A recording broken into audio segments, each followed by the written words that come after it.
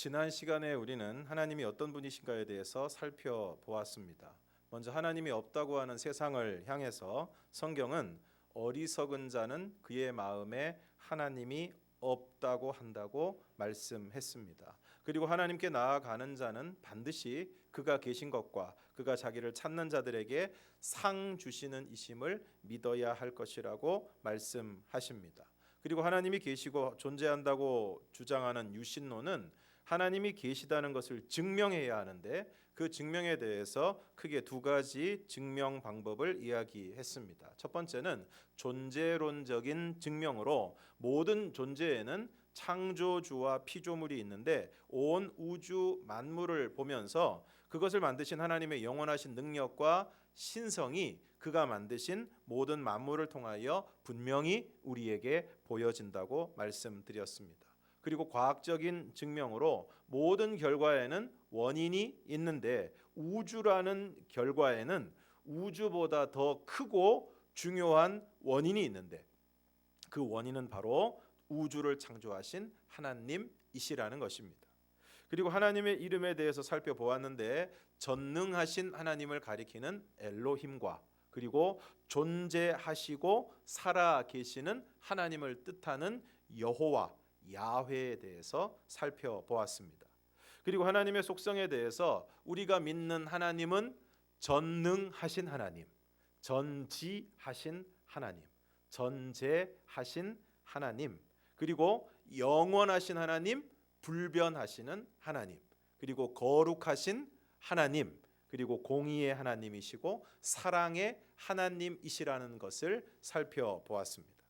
오늘은 이어서 삼위일체 하나님에 대해서 살펴보도록 하겠습니다. 마태복음 3장에 보면 예수님께서 세례 요한에게 가셔서 세례를 받으십니다. 마태복음 3장 13절에서 15절을 함께 읽겠습니다. 시작. 이때 예수께서 갈릴리로부터 요단강에 이르러 요한에게 세례를 받으려 하시니 요한이 말려 이르되 내가 당신에게서 세례를 받아야 할 터인데 당신이 내게로 오시나이까. 예수께서 대답하여 이르시되 이제 허락하라. 우리가 이와 같이 하여 모든 의를 이루는 것이 합당하니라 하시니 이에 요한이 허락하는지라. 예수님이 세례를 받으려고 하시니까 요한이 말리면서 내가 당신에게 세례를 받아야 하는데 어떻게 당신이 나에게 와서 세례를 받으십니까? 그러니까 예수님이 이제 허락하라. 우리가 이와 같이 하여 모든 의를 이루는 것이 합당하다. 그래서 요한이 허락을 하고 세례를 베푸는데 예수님이 세례 요한에게 세례를 받으실 때 놀라운 일이 일어납니다. 16절, 17절을 함께 읽겠습니다. 시작. 예수께서 세례를 받으시고 곧 물에서 올라오실새 하늘이 열리고 하나님의 성령이 비둘기같이 내려 자기 위에 임하심을 보시더니 하늘로부터 소리가 있어 말씀하시되 이는 내 사랑하는 아들이요 내 기뻐하는 자라 하시니라. 예수께서 세례를 받으시고 물에서 올라오시는데 하늘이 열리고 하나님의 성령이 비둘기같이 내려서 자기 위에 임하심을 보셨습니다. 그리고 하늘로부터 소리가 있어서 말씀하십니다. 이는 내 사랑하는 아들이요 내 기뻐하는 자라. 그러니까 예수님이 세례를 받으시는 현장에 세례를 받으시는 예수님과 비둘기같이 임하신 성령님, 그리고 이는 내 사랑하는 아들이요 내 기뻐하는 자라 하고 말씀하시는 하나님 아버지 하나님이 모두 계신 것입니다. 이처럼 오늘 우리는 이는 내 사랑하는 아들이요 내 기뻐하는 자라고 말씀하신 성부 하나님, 그리고 세례 요한에게 세례를 받으시는 성자 예수님, 그리고 비둘기같이 임하신 성령 하나님을 믿습니다. 그리고 오늘 우리가 읽은 말씀은 신약의 축도인데 다시 한번 읽겠습니다. 시작. 주 예수 그리스도의 은혜와 하나님의 사랑과 성령의 교통하심이 너희 무리와 함께 있을지어다. 오늘 여기도 보면 뭐가 나오고 있습니까? 주 예수 그리스도의 은혜와 하나님의 사랑과 성령의 교통하심. 마태복음 28장 19절을 함께 읽겠습니다. 시작. 그러므로 너희는 가서 모든 민족을 제자로 삼아 아버지와 아들과 성령의 이름으로 세례를 베풀고, 예수님의 지상 명령이라고 이야기하는 마태복음 28장 19절에서도 예수님께서 뭐라고 말씀하십니까? 아버지와 아들과 성령의 이름으로 세례를 베풀고. 그래서 이 말씀을 따라서 우리가 실제로 세례를 베풀 때 어떻게 베풉니까?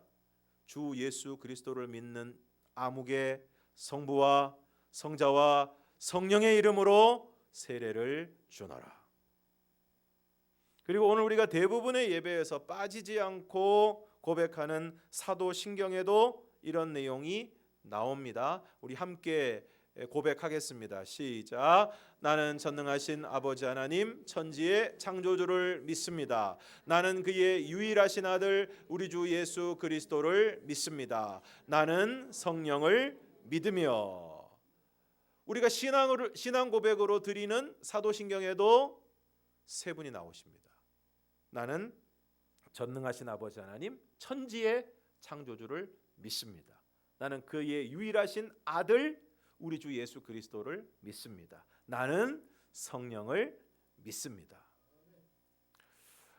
삼위일체 하나님, 성부, 성자, 성령.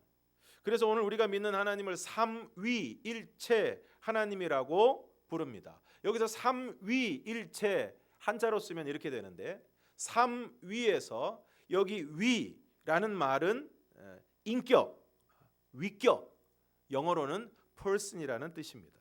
그러니까 삼위라는 것은 세 분의 독립된 인격, 위격이 있다는 것입니다. 그런데 이것이 또한 일체, 하나다라는 것입니다.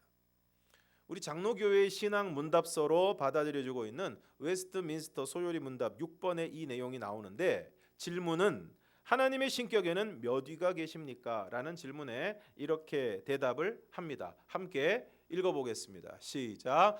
하나님에게는 성부, 성자, 성령의 삼위가 있는데 이 셋이 한 하나님이며 본질이 같고 능력과 영광이 동등합니다. 이 성부, 성자, 성령 삼위가 있으신데 이 삼위가 세 분이 하나다. 이것이 바로 삼위일체의 중요한 교리입니다. 그리고 여기서 벗어나는 모든 것들은 다 이단입니다. 성부, 성자, 성령 세 분 가운데 한 분이라도 무시하거나 신이 아니라고 하거나, 혹은 성부, 성자, 성령 각각이고 하나가 아니라고 하거나, 이 모든 것은 다 이단입니다. 많은 사람들이 삼위일체를 삼위 하나요 하나가 삼이라 수학적 역설로 받아들이는데, 이것은 삼위일체에 대한 올바른 이해가 아닙니다. 앞서 요리문답에서 본 것처럼 일단 삼위일체는 삼위 하나님께서 성부, 성자, 성령 하나님이 서로 구별되는 인격으로 존재하신다는 것입니다. 영원히 삼위가 존재하십니다. 다시 말하면 성부는 성자가 아니시고, 성자는 성령이 아니시고, 성령은 성부가 아니시라는 것입니다. 그럼에도 불구하고 성부도 하나님이시고, 성자도 하나님이시고, 성령도 하나님이시라는 것입니다. 그래서 기독교는 하나님이 궁극적으로 한 분이심을 주장하는 것입니다. 역시 요리문답 5번을 보면 하나님은 한 분 외에 더 많은 신들이 있습니까? 라고 질문하고 이렇게 대답하고 있습니다. 함께 읽겠습니다. 시작. 하나님은 오직 한 분이시며 살아계신 참 하나님이십니다. 이렇게 주장할 수 있는 근거는 성경에 나온 대로 구별된 세 위격이 존재하지만, 이 세 위격이 성부, 성자, 성령 이 세 위격이 상호 분리된 세 분 하나님으로 존재하는 것이 아니라 온전히 연합되고 통일된 한 분 하나님으로 존재하시기 때문입니다. 그러니까 한 하나님께서 세 위격이 있으시지만 세 분 하나님이 계신 것이 아니라, 그래서 다음 시간에 우리가 더 자세하게 살펴보겠지만 삼위일체에 대한 아주 오랜 이단 중에 하나는 바로 삼신론이라는 것입니다. 다 따로다. 다 따로다. 그런 것이 아니라 한 분 하나님이 계시다는 것입니다. 그러면 어떻게 삼위 하나님이 한 분 하나님으로 존재하실 수 있을까요? 이 문제에 대해서 주후 4세기 갑바도기아라는 지역, 지금의 터키 지역에서 세 분의 위대한 교부들이 삼위가 어떻게 한 분 하나님으로 존재하실 수 있는지를 놓고 평생을 씨름했습니다.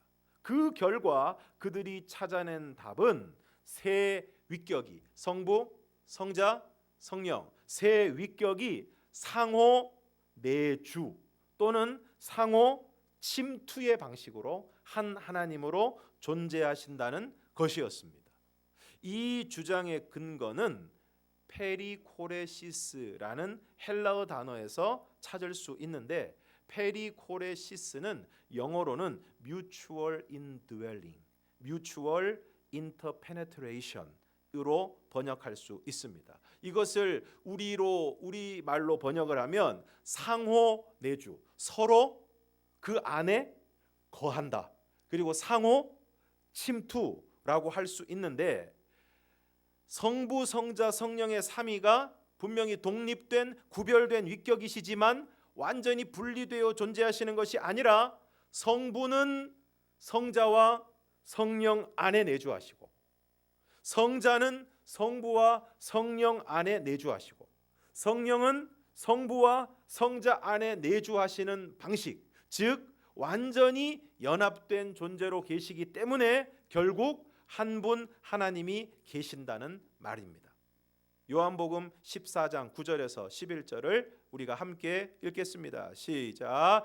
예수께서 이르시되 빌립아, 내가 이렇게 오래 너희와 함께 있으되 네가 나를 알지 못하느냐? 나를 본 자는 아버지를 보았거늘 어찌하여 아버지를 보이라 하느냐? 내가 아버지 안에 거하고 아버지는 내 안에 계신 것을 내가 믿지 아니하느냐? 내가 너희에게 이르는 말은 스스로 하는 것이 아니라 아버지께서 내 안에 계셔서 그의 일을 하시는 것이라.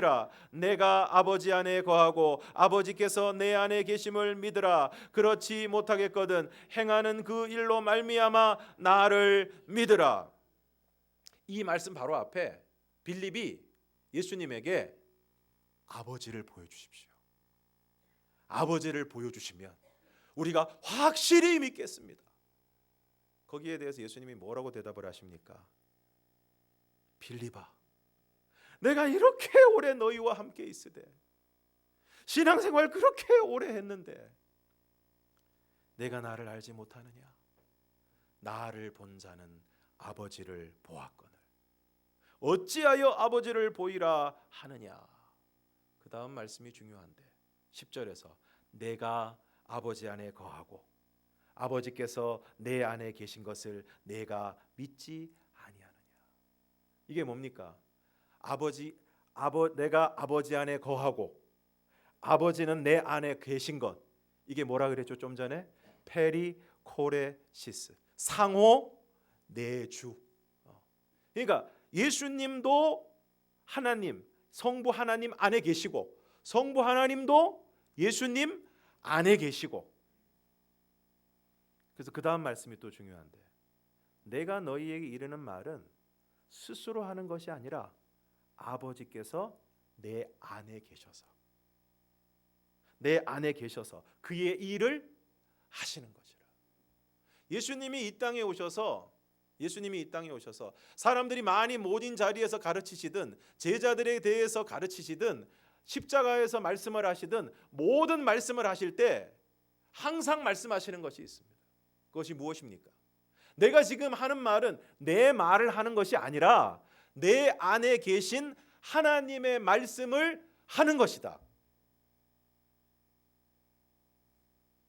그러시면서 11절에서 내가 아버지 안에 거하고 아버지께서 내 안에 계심을 믿으라.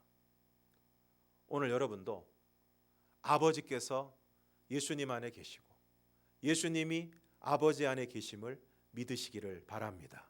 이것이 뭐라고요? 페리코레시스.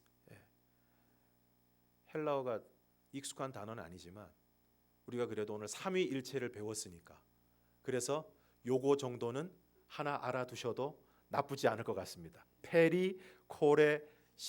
한번 따라해 보실까요? 시작. 페리코레시스. 이게 뭐라고요?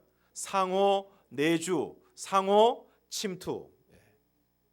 네, 잘 적어두시고 이번 한 주간 묵상하시면 좋겠습니다.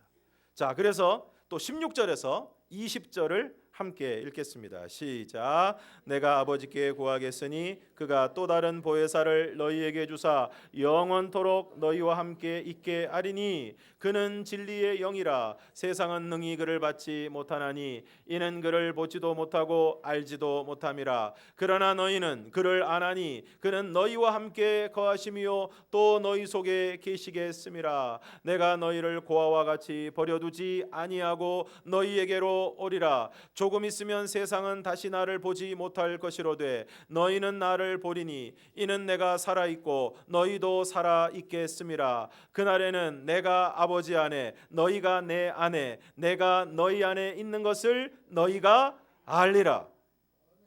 17절에 보니까 성령을 보내시는데 또 다른 보혜사, 원조 보혜사는 예수님이시고 원조 보혜사는 예수님이시고 그래서 예수님이 이제 지상 사역을 마치시고 승천하시기 때문에 또 다른 보혜사, 또 다른 보혜사를 너희에게 보내줄 것인데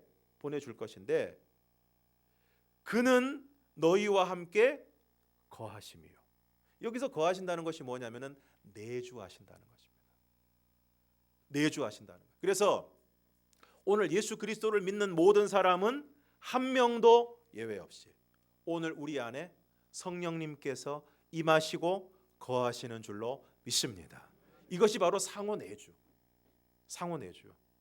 그는 너희와 함께 거하심이요 또 너희 속에 계시겠습니다.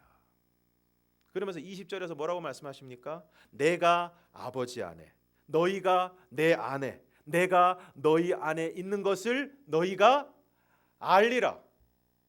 여러분, 오늘 여러분 안에 예수님이 계신 것을 믿으시기를 바랍니다. 또한 예수님 안에 우리가 있는 것을 믿으시기를 바랍니다. 이것이 바로 상호 내주, 상호 침투입니다.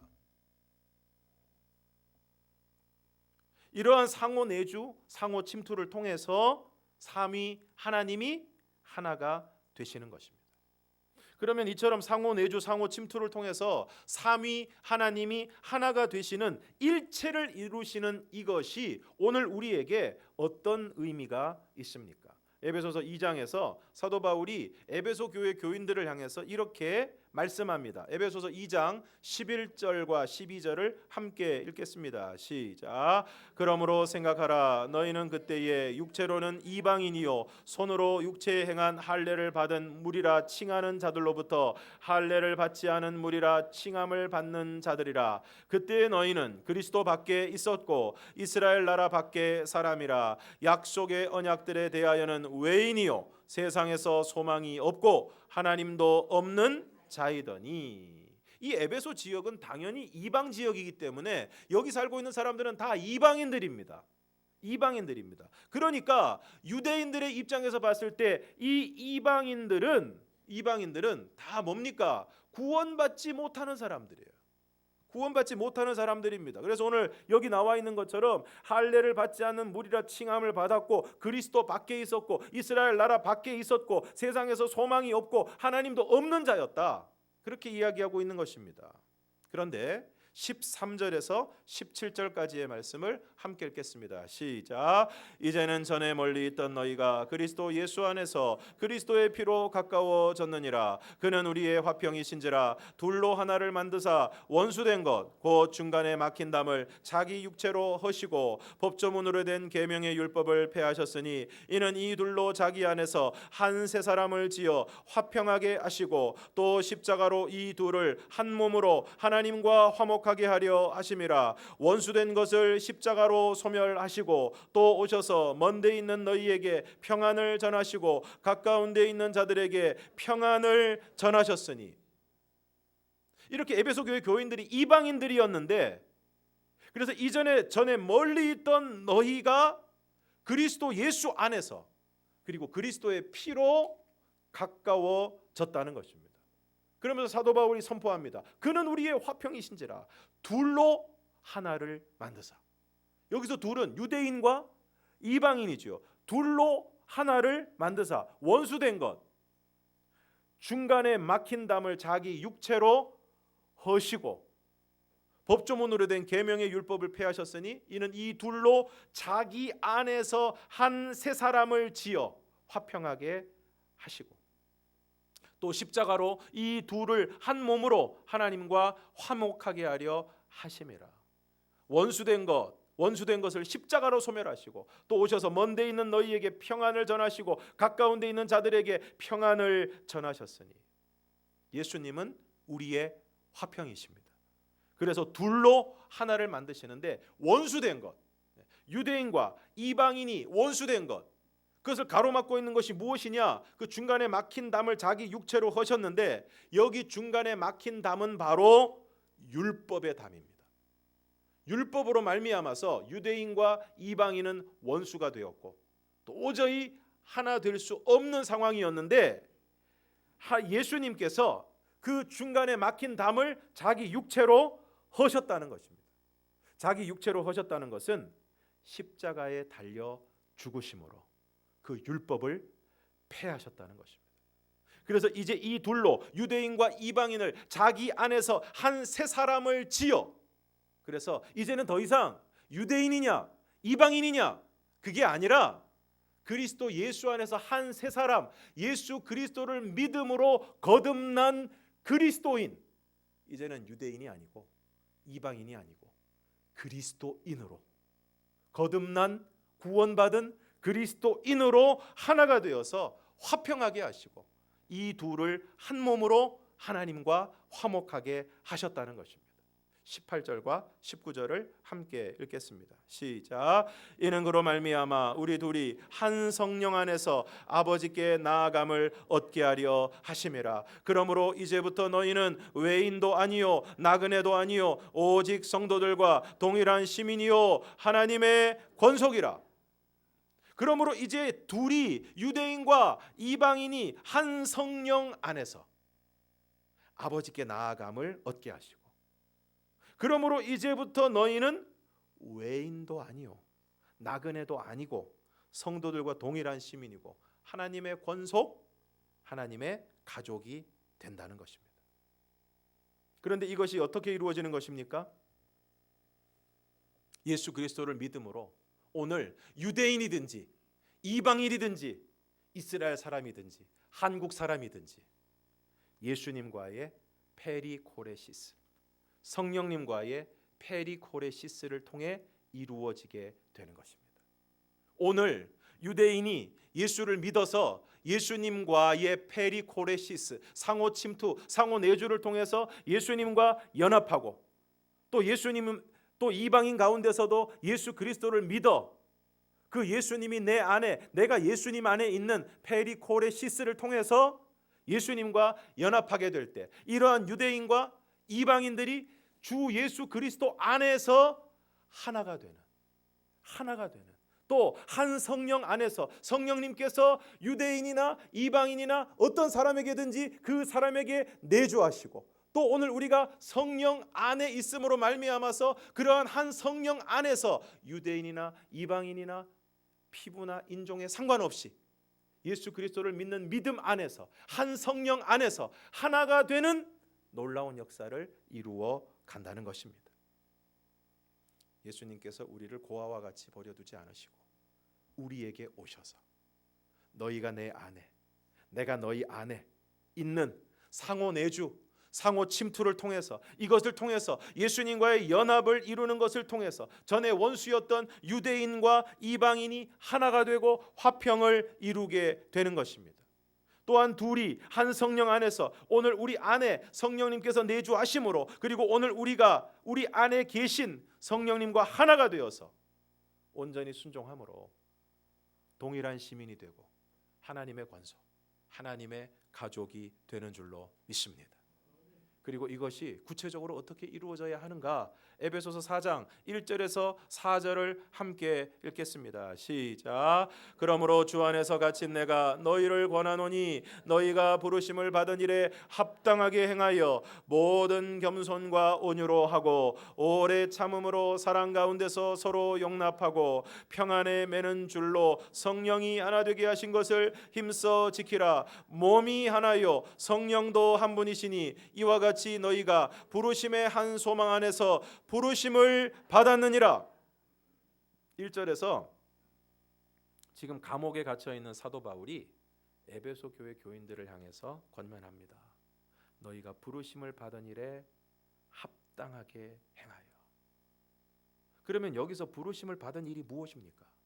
4절에 보니까 몸이 하나요 성령도 한 분이시니 이와 같이 너희가 부르심의 한 소망 안에서 부르심을 받았느니라. 그러므로 오늘 하나님께서 저와 여러분을 부르시고 유대인과 이방인을 부르신 부르심의 중요한 목적 가운데 하나는 뭡니까? 하나가 되는 것입니다. 하나가 되는 것입니다. 너희가 부르심의 한 소망 안에서 부르심을 받았느니라. 그러면 하나가 되기 위해서는 어떻게 해야 됩니까? 2절 말씀. 모든 겸손과 온유로 하고 오래 참음으로 사랑 가운데서 서로 용납하고. 삼위 하나님께서 일체가 되실 수 있는 이유가 무엇입니까? 페리코레시스, 상호 내주, 상호 침투를 통해서 그렇게 된다고 했는데 중요한 것은 이러한 상호 내주, 상호 침투가 이루어지기 위해서는 어떻게 해야 됩니까? 겸손과 온유로 사랑 가운데서 서로 뭐 해야 된다고요? 용납해야 된다고요. 용납해야 된다고요. 오늘 우리가 남의 집에 들어가기 위해서는 어떻게 해야 됩니까? 그 집 주인이 문을 열어줘야죠. 요즘 신방 가보면 아파트 같은 데서는 지하 주차장에서부터 문을 열어줘야 됩니다. 문을 안 열어주면 아예 들어갈 수가 없어요. 아예 들어갈 수가 없습니다. 근데 가끔 보면 분명히 호수를 제대로 눌렀는데 아무 반응이 없거나 아니면은 분명히 신방을 받기로 하셨는데 마음이 변하셨는지 문을 안 열어주거나 들어갈 수가 없어요. 다른 사람의 마음에 들어가려면 마음의 문을 열어주어야 들어갈 수 있습니다. 그래서 로미오와 줄리엣이 서로 사랑할 때 로미오가 줄리엣에게 주구장창 노래하는 게 뭡니까? 마음의 문을 열어달라고. 맨날 창문 밑에 가가지고 창문을 열어다오. 그거는 건물 창문만 열어달라는 게 아니라 뭘 열어달라는 거예요? 마음의 창문을 열어달라는 거 아닙니까? 아무리 그 사람 마음에 들어가고 싶어도 하나가 되고 싶어도 그 사람이 마음의 문을 꽉 닫아 놓으면 절대 들어갈 수가 없어요. 마음의 문빗장을 꽉 채워놓고 절대 안 열어준다. 넌 절대 내 안에 들어올 수가 없다. 난 절대 너를 용납할 수가 없다. 그럼 어떻게 되겠습니까? 들어갈 수가 없고 그 사람이 나한테 들어올 수도 없고 상호 내주, 상호 침투가 안 되니까 하나가 되겠습니까? 안 되겠습니까? 안 되는 것입니다. 그런데 장벽을 제거하기 위해서는 어떻게 해야 됩니까? 예수님께서 하나님과 우리 사이에 그리고 유대인과 이방인 사이에 장벽을 제거하기 위해서 어떻게 하셨습니까? 중간에 막힌 담을 자기의 육체로 허셨다. 십자가로 둘을 한 몸으로 하나님과 화목하게 하셨다고 말씀하고 있습니다. 이처럼 오늘 우리 가운데 있는 담을 헐기 위해서는 자신을 깨뜨려야 하고, 화목을 이루기 위해서는 오늘 우리가 져야 할 십자가를 져야 할 줄로 믿습니다. 그리고 겸손과 온유로 하고 오래 참음으로 사랑 가운데서 서로를 용납해야 합니다. 요즘 사람들이 다 사는 게 팍팍해서인지 다들 화가 나 있는 것 같고 잘 참지도 못하는 것 같습니다. 별일 아닌데도 참지 못하고 과도하게 화를 내고 목소리를 높이고 싸우고 반목하며 살아갑니다. 오늘 우리가 삼위일체 하나님을 믿는다고 이야기하면서도 삼위일체 하나님의 모습과는 전혀 다른 모습으로 살아가고 있습니다. 삼위일체 하나님은 서로 사랑하고 서로 용납함으로 상호 내주, 상호 침투, 하나가 되라고 하셨는데, 너희 가운데 분쟁이 없이 같은 마음과 같은 뜻으로 온전히 합하라고 하셨는데, 오늘 우리는 갈라지고 나누어지고 싸우고 미워하고 있습니다. 빌립보서 4장에서 사도 바울은 빌립보 교회에 다음과 같이 권면하고 있습니다. 빌립보서 4장 2절과 3절을 함께 읽겠습니다. 시작. 내가 유오디아를 권하고 순두개를 권하노니 주 안에서 같은 마음을 품으라. 또 참으로 나와 멍에를 같이 한 내게 구하노니 복음에 나와 함께 힘쓰던 저 여인들을 돕고 또한 글레멘드와 그 외에 나의 동역자들을 도우라. 그 이름들이 생명책에 있느니라. 유오디아와 순두개에게 주 안에서 같은 마음을 품으라고 하고, 복음에 나와 함께 힘쓰던 저 여인들, 그러니까 유오디아와 순두개가 지금은 싸우고 있지만 전에는 사도 바울과 함께 복음에 힘쓰던 여인들이었다는 것을 알 수 있습니다. 그런데 그 여인들을 도와주라고 권면하고 있습니다. 뭘 도와주라는 것입니까? 두 사람이 같은 마음을 품을 수 있도록 화해하고 화목하고 평안을 이룰 수 있도록 하나가 되도록 도와주라는 것입니다. 편을 가르고 싸움을 부추기는 것은 결코 하나님이 기뻐하시는 일이 아닙니다. 벽을 허물고 화평을 이루고 하나가 되는 것이 하나님이 기뻐하시는 일입니다. 그러므로 오늘 우리가 삼위 하나님이 페리코레시스, 상호 내주, 상호 침투, 서로 사랑하시고 서로 용납하심으로 일체를 이루시는 것처럼 십자가를 짐으로 벽을 허물고 겸손과 온유, 오래 참음으로 사랑 가운데서 서로를 용납함으로 오늘 우리들도 하나가 되는 은혜가 있기를 주님의 이름으로 축원합니다. 기도하겠습니다.